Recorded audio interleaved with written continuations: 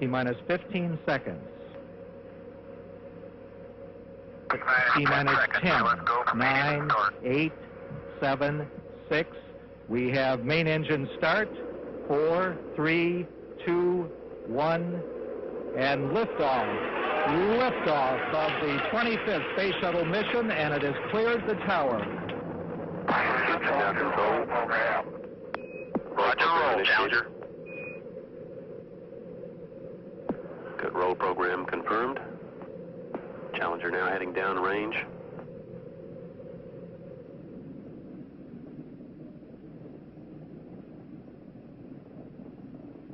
Engines beginning throttling down now at 94%. Normal throttles for most of the flight, 104%. We'll throttle down to 65% shortly. Engines at 65%, 3 engines running normally, 3 good fuel cells, 3 good APUs. Velocity 2,257 feet per second. Altitude 4.3 nautical miles, downrange distance 3 nautical miles.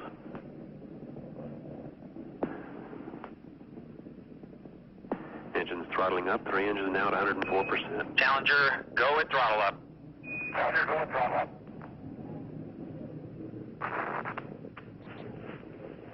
1 minute 15 seconds. Velocity 2,900 feet per second. Altitude 9 nautical miles, downrange distance 7 nautical miles.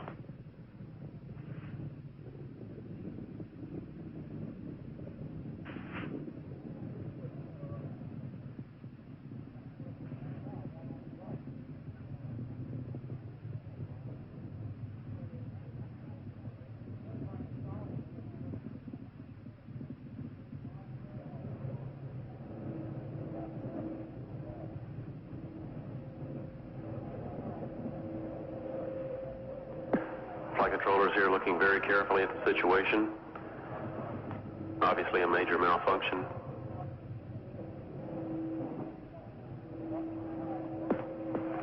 We have no downlink.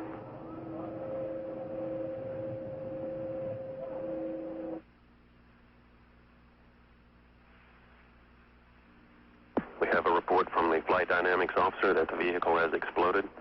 Flight director confirms that. We are looking at checking with the recovery forces to see what can be done at this point. The Space Shuttle Challenger was a space shuttle orbiter manufactured by Rockwell International and operated by NASA. The solid rocket boosters used to launch Challenger were built by the manufacturer Morton Thiokol.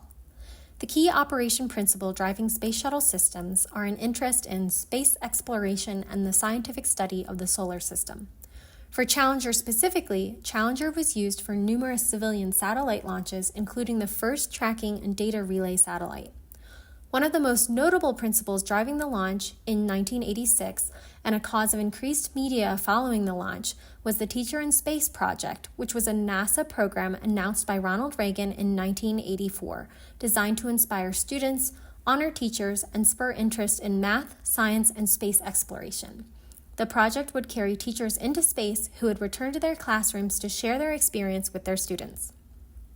Krista McAuliffe was the only teacher selected for the program, which was discontinued after the disaster. During its 3 years of operation, Challenger was flown on 9 missions in the Space Shuttle program, spending over 62 days in space and completing almost 1,000 orbits around Earth. Challenger was the second space shuttle orbiter to fly into space after Columbia and launched on its maiden flight in April of 1983. This is a system context diagram for the Challenger system. The Challenger system is comprised of the external fuel tank, the space shuttle, astronauts, and the solid rocket boosters, which provide about 80% of the total thrust at liftoff. The remainder of the thrust is provided by the orbiter's 3 main engines. The O-rings on the solid rocket booster are highlighted in red and were situated in the field joints between each fuel segment. The externals include NASA, Rockwell International, Morton Thiokol, additional manufacturers, the environment the shuttle was exposed to and supposed to be exposed to, and the media and spectators around the world following the launch. Challenger successfully completed its first flight in January of 1979 and then flew an additional 8 missions between 1983 and 1985, which included the first American female astronaut, the first American female spacewalker, the first African-American astronaut, and the first Canadian astronaut. An O-ring flaw at cold temperatures was first discovered by Thiokol in 1977, and significant erosion to O-rings was reported during shuttle flights in 1981. Contractor engineers recommended not to launch below 53 degrees Fahrenheit, and in January of 1986, multiple engineers voiced concerns over the low record temperatures of Cape Canaveral and the icy launch day conditions. On January 28th of 1986, the Challenger exploded 73 seconds into flight, killing all 7 members of its flight crew. In June of 1986, an investigation described in the Presidential Commission report following the tragedy found the cause to be 2 failed O-rings in the right solid rocket booster. In March of 1988, the U.S. federal government and Morton Thiokol agreed to pay $7.7 million in cash and annuities to the families of 4 of the 7 Challenger astronauts. The first of Cook's complex system failure perspectives applicable to the Challenger is complex systems contain changing mixtures of failures latent within them. The complexity of complex systems makes it impossible for them to run without multiple flaws being present. Significant erosion to the O-rings was discovered during shuttle flights as early as 1981, but they kept flying the shuttle despite that because this was regarded as a minor factor during operations compared to all the other factors that they were considering. Catastrophe requires multiple failures, and Challenger had failures in multiple areas.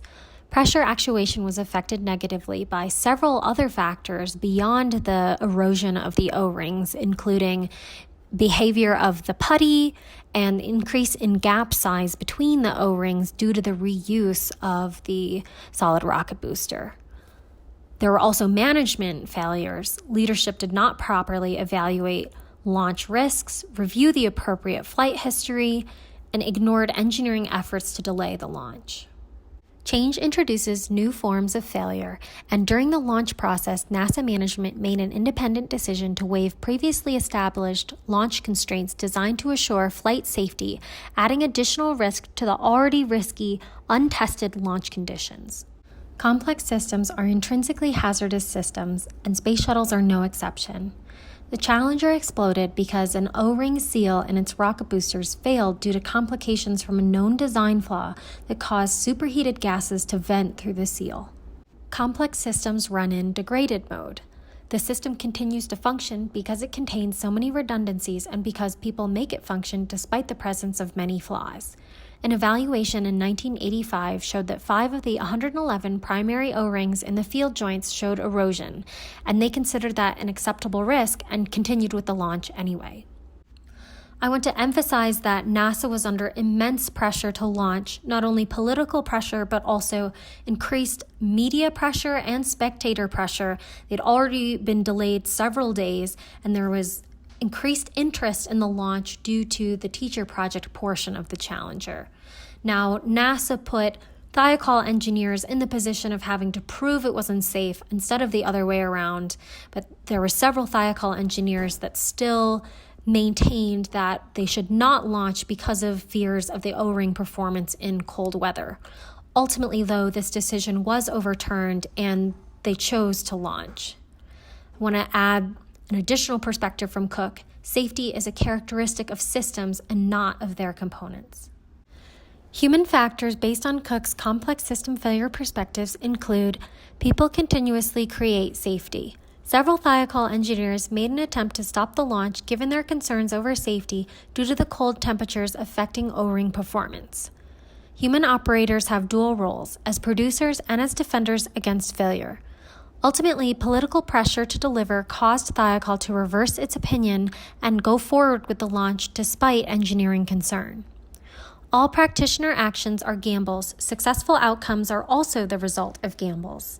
The engineers made a gamble and ultimately a tragic error in judging the possibility of failure of one particular component out of over 745 components in the solid rocket booster. Human expertise in complex systems is constantly changing.